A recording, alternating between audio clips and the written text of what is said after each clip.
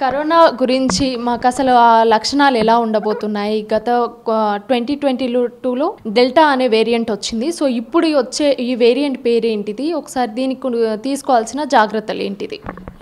ముందుగా మన very old friend corona COVID variant మళ్ళోసారి 2025లో రావడం జరిగింది. ఈసారి ఒమిక్రాన్ వేరియంట్ ఏదైతే మనం థర్డ్ వేవ్లో చూస్తున్నామో అదే వేరియంట్. దాంట్లో JN1 సబ్ టైప్ అని, NB1.8.1 సబ్ టైప్ అని మల్టిపుల్ సబ్ టైప్స్తోని చూస్తున్నాము.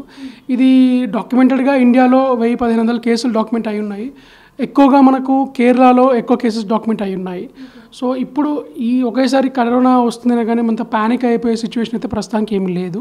సో ప్రస్తుతానికి ఏమంటే మైల్డ్ సిమ్టమ్స్ ఒమిక్రాన్లో ఇదివరకు చూసినట్టుగానే ఇప్పుడు కూడా మైల్డ్ సిమ్టమ్సే ఉంటున్నాయి. పేషెంట్స్కి జనరల్గా fever, cold, cough, body pains ఈ లక్షణాలు.